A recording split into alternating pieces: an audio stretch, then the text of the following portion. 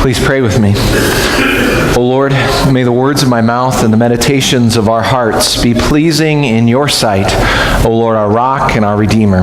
Amen. You may be seated.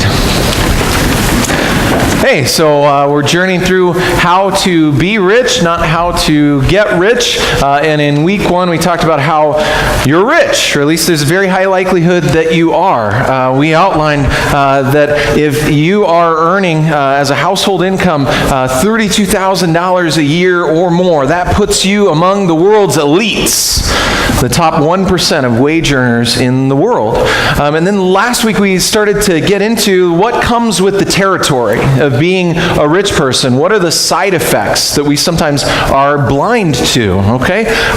Rich people, for instance, because they don't feel rich, because they don't have margin, then they believe that they are not rich, that rich is the other person, right? Rich people are plagued by this brooding discontentment beneath the surface. Rich people, furthermore, in particular God's people, are tempted toward a migration of hope from God who provides to wealth, okay?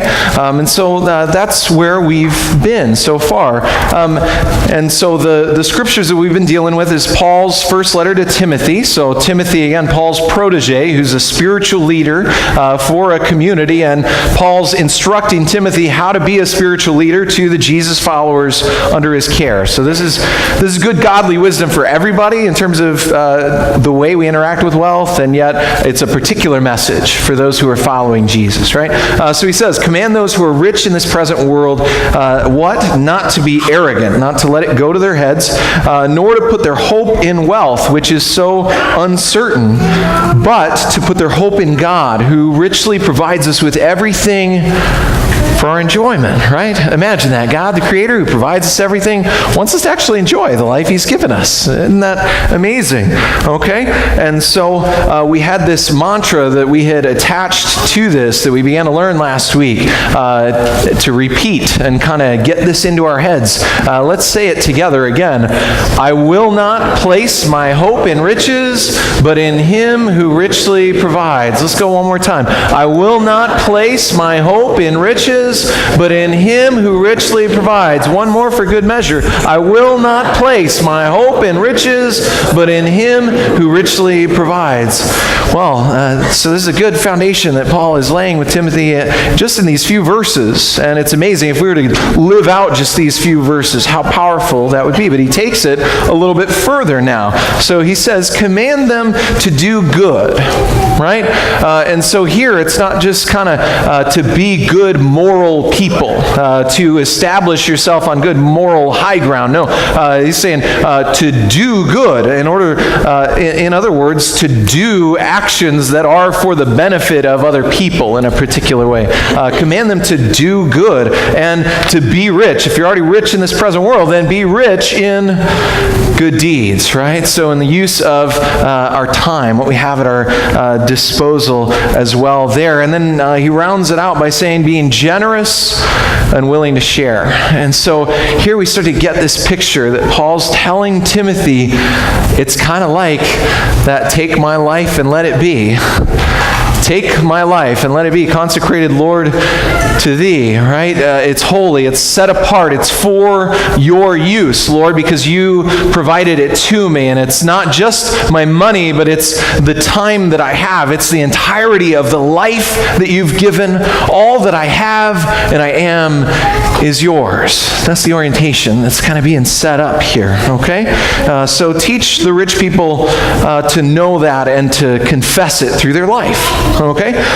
So the reality is the more that you have, the more opportunity you have, the more responsibility you have. And what do we do with the extra when there's more? That's sort of the operative question. What do we do with the extra when there's more than we need, right?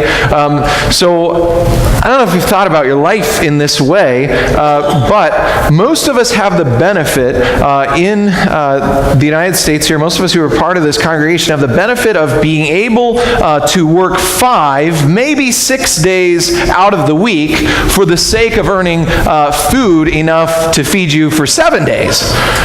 I don't know if you know that, but that's pretty earth-shattering. That's pretty special stuff. There's plenty of people within our country that are below the poverty line that don't have that kind of benefit. There's plenty of people in the rest of the world who don't have that benefit of having 7 days of food with only maybe 5 days of work.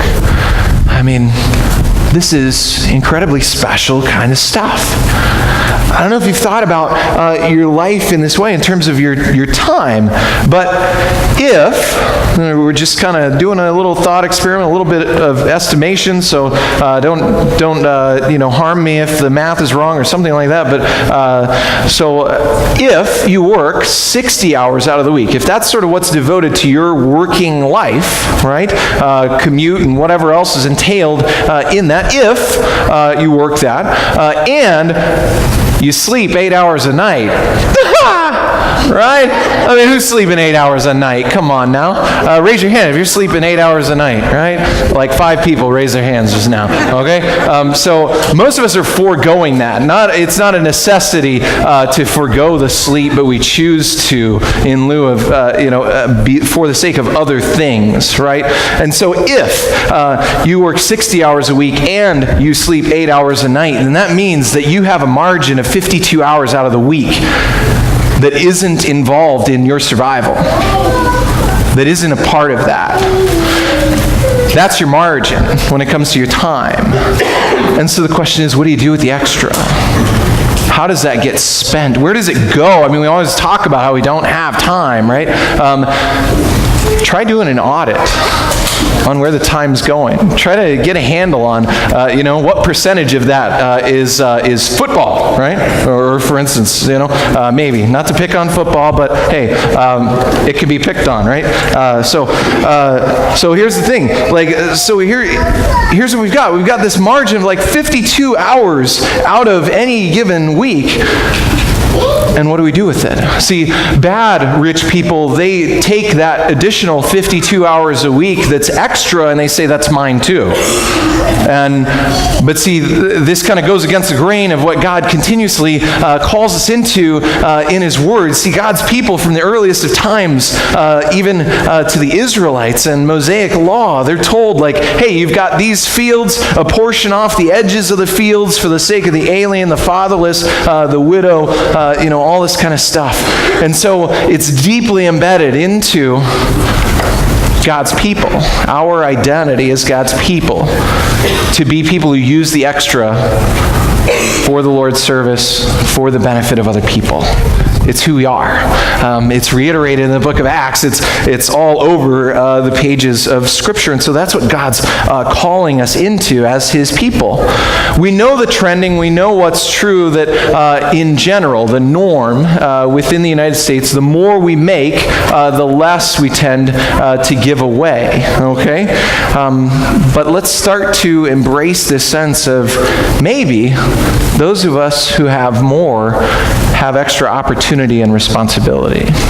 Now, Jesus dives into this teachable moment when He's sitting with His boys at the temple, and they're sitting opposite where the offerings are being put, okay? And so there's this box, and people are bringing in their coinage, and it says many rich people were bringing in large sums of money. And so kind of this continuous flow of like a revolving door kind of effect, if you can imagine it being there. And it's like all these rich people giving money, and so they're pouring it into this box in this public space, and it's just going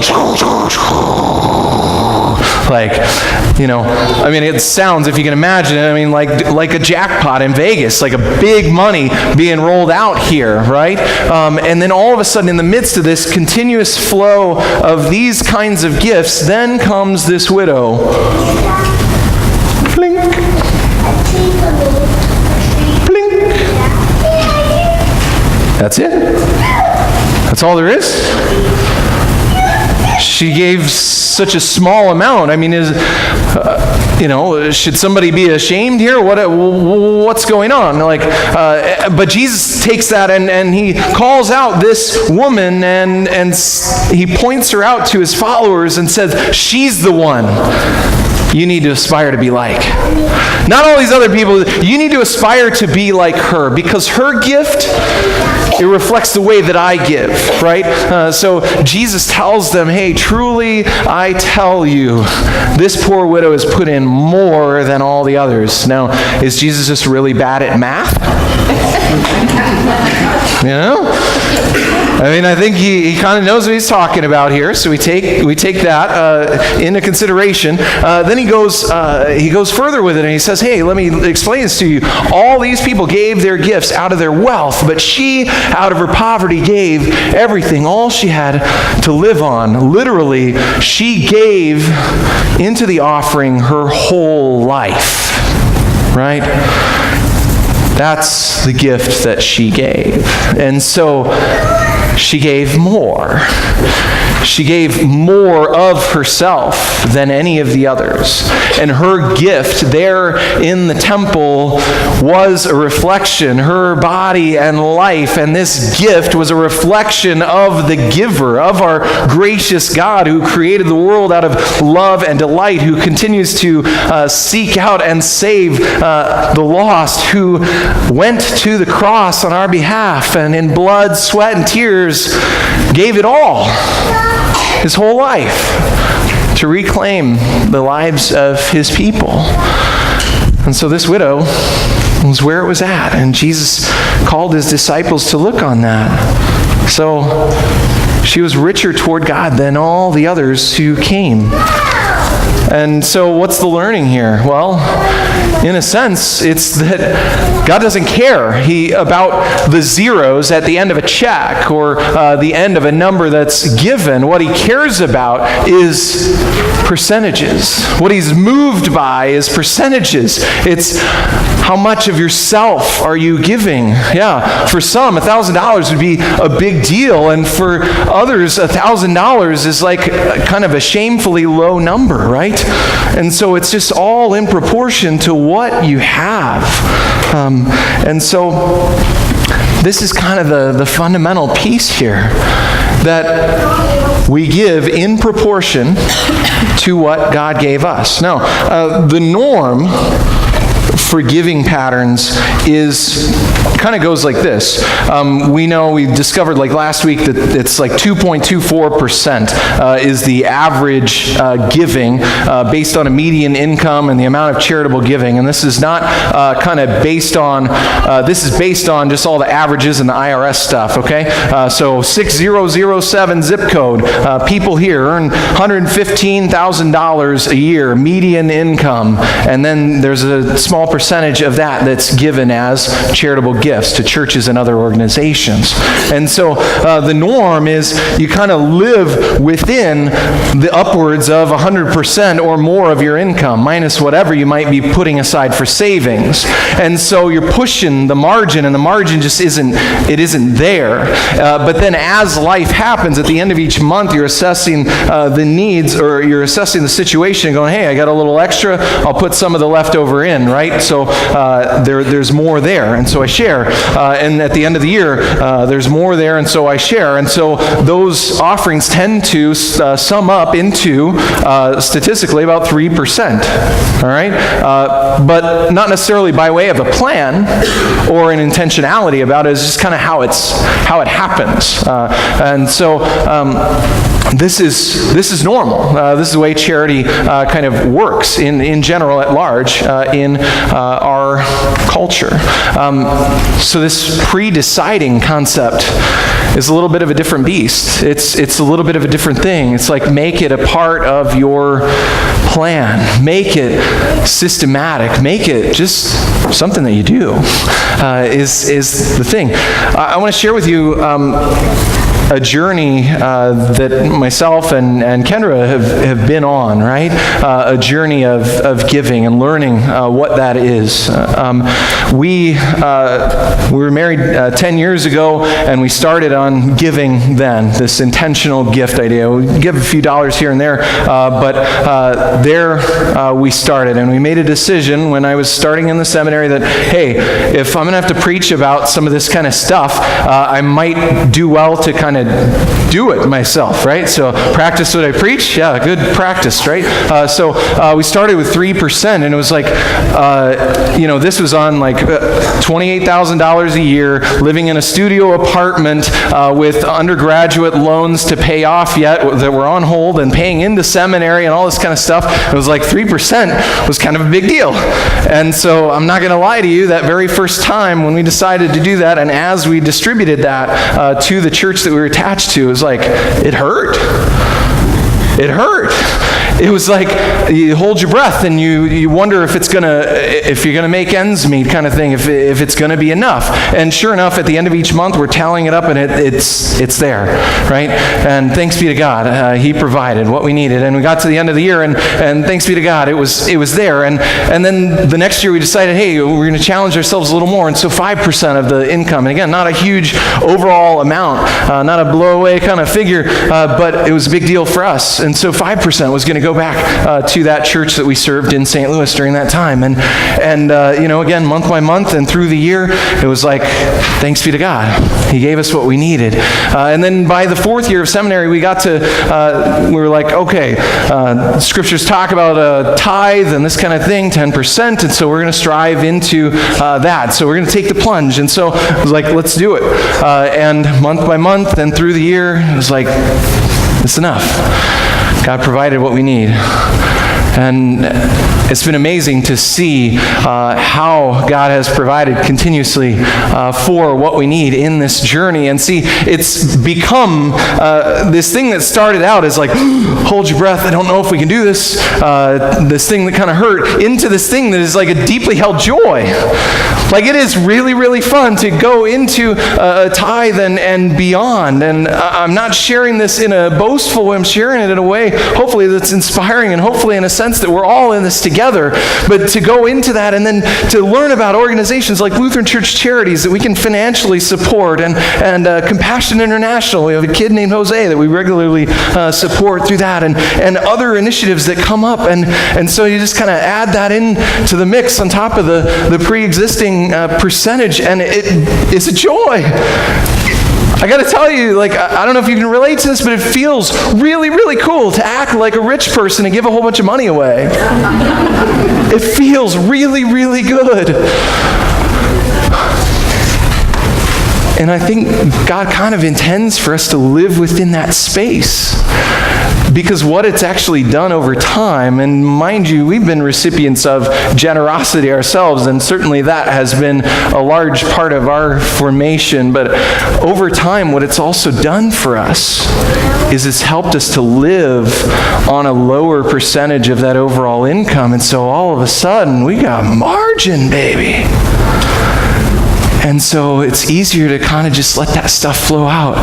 And there's this deep joy and this peace that we're not worrying about making ends meet in the same kind of way as we've trained ourselves with the Lord's help to live on less. So overall, it's such a cool thing. I pray that you as well, if you haven't already discovered the joy that is there in learning to be a giver, that's something that God will kind of set you loose on a journey, and that God will continue you on that journey. See, the thing is, if we average it out, we are, as a congregation, we're giving just under 3% of the overall household income. If we kind of take all those big figures together. And so that's right about where we're at. And our present giving is a little bit below what it's going to take for us to get fully staffed, right?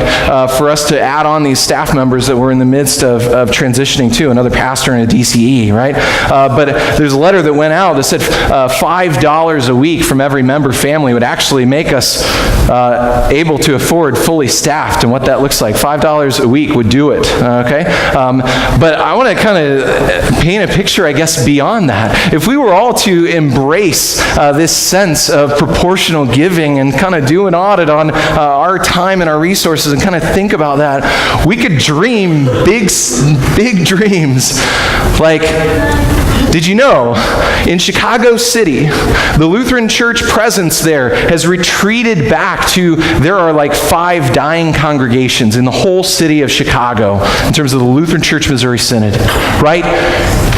If we were operating at a level where we were giving 5 or 6% of our household income as an average across the congregation, we would have the ability operationally to replicate ourselves, and we could do crazy stuff, like plant a whole other church in the city of Chicago where the church presence has been beat back and kind of weeded out, right? So we can do that, like with the people who are here, with the resources who are here now, without even kind of taking into account other people involved. Let's dream big dreams. I'm not saying it's a part of the plan, but if God's kind of stirring something in you, then maybe we got something here. We can do amazing things when we start to embrace the vision of proportional giving and of pre-deciding and making it just what we do. It's a normal part of life. And so, what's 2016 going to look like for you? What's your plan going to be? What would it look like if we were to do this together? How would that domino effect just take hold? And what would it be if we were known as Prince of Peace, as the good rich people in the community who are generous and willing to share? What an amazing thing. So, I want to show you a video of a really neat additional opportunity around this time for us to bless the community through our tree of giving, okay? So let's watch the video, just over and above stuff we can do. Hi, I'm Becky Reeve. My husband Ron and I have been members of Prince of Peace since 1997. I first started getting involved with the Tree of Giving at Prince of Peace as a member of the missions board at the time. So I've been doing it for about 14, 15 years now, along with the help of my husband. The Tree of Giving this year, in 2015, is going to include about 375 gifts from 3 different agencies: the Palatine Township, which is local families that are in need, and then also 2 groups in the city, Grace Christian Academy, which is a Lutheran school in the city. They have about 135 students currently. And also Grace Christian Church, which is reaching out to the Hispanic community in that area, and we provide gifts for the children of the church. These families all are very needy. So it's good that we here in Palatine can reach out and help them in this way. It's always been surprising to me to read the list of the gifts that the kids ask for, because some of them are very basic needs. Sometimes we have kids who ask for Bibles, and I think that's just cool, and I like when we can do that. But sometimes the kids just need socks, they need blankets, whatever, and it's just something that we kind of take for granted here. But we're able to provide that for someone who needs that. I also experienced the fact that one year at the Palatine Township, a family friend came in to pick up gifts, someone who I did not realize needed help. And I realized that it could be someone down my street that we were helping by giving the gifts to the township. And that kind of hit home for me as to that this is a good thing we do here at Prince of Peace. I know that there have been, over my time of doing it, 2 families that have ended up joining Prince of Peace because of the Township Give program. And so I think that's great. That's God working through Prince of Peace to bring people to Him, which is just wonderful.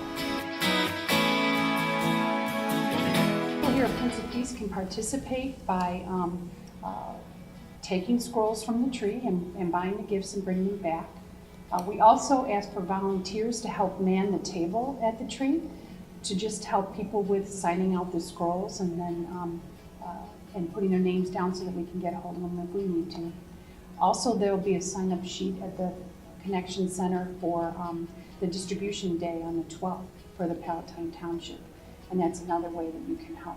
So this year we're asking for the gifts to be brought back to the tree by December 6th so that we can get them all checked in and make sure that they're all here. So the tree will go up on November 14th. You can start pulling scrolls at that time and get the gifts back by December 6th. Yeah, really cool opportunity. Just in closing, as I step back and I think about my habits of interacting with money over time, I know what buyer's remorse feels like, right? Do you know? Have you experienced this before? Buyer's remorse, where you get something and it's not useful or something afterward. I have never in my life experienced a thing like giver's remorse. I have not ever felt that as I've embarked on this journey. And so I pray that would be the same for you. So let's journey together into generosity in Jesus' name. And all God's people said, Amen.